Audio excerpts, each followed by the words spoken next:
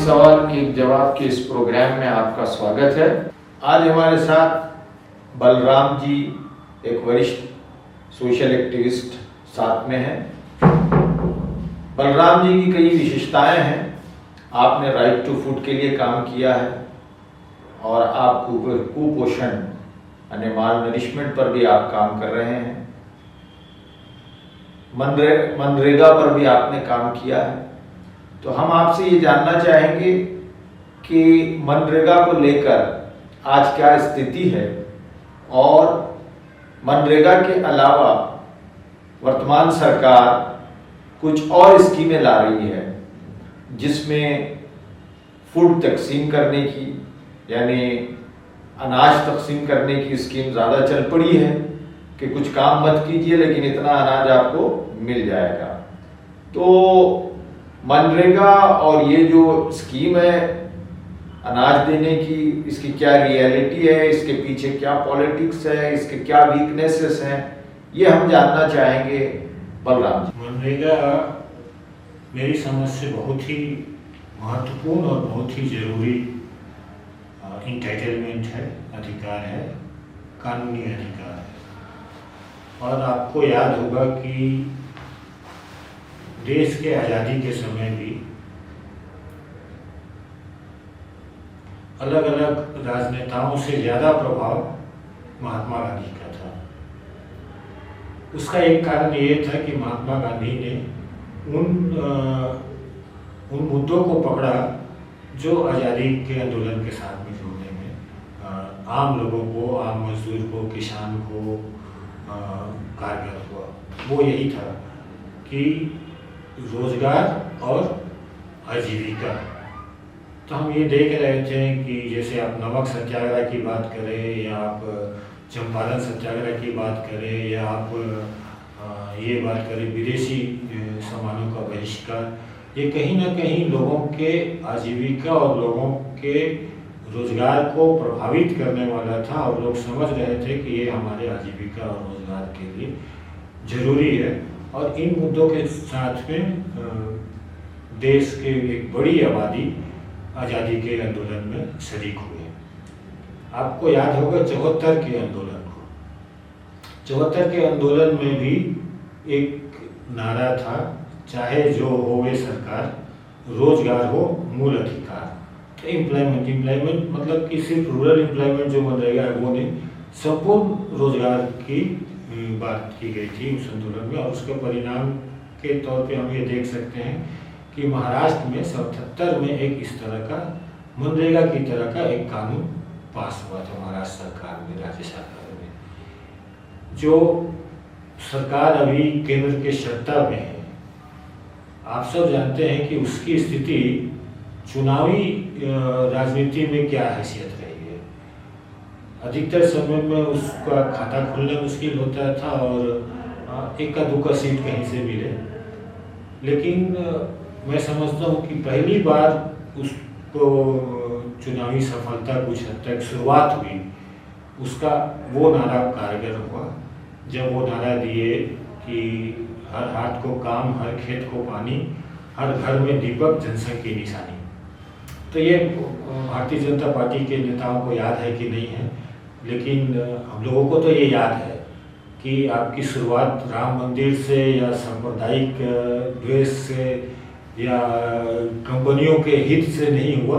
आपकी पॉलिटिकल शुरुआत हुई है हर हाथ को काम, हर खेत को पानी और हर घर में दीपक, जनसंघ की निशानी। मतलब रोशनी, खेती और रोजगार। और आज भी ये बहुत महत्वपूर्ण मुद्दे हैं। लेकिन ये सरकार जब बनी 14 में, तो आपको याद होगा कि पहली बार जब प्रधानमंत्री मनरेगा को बोले तो उन्होंने इसके बारे में बहुत ही नकारात्मक बात कही कि ये असफलताओं का कब्रगाह, इसको हम बंद नहीं करेंगे क्योंकि ये असफलताओं का कब्रगाह होगा और ये लोगों को याद दिलाने के लिए कि कैसे कोई असफल होता है।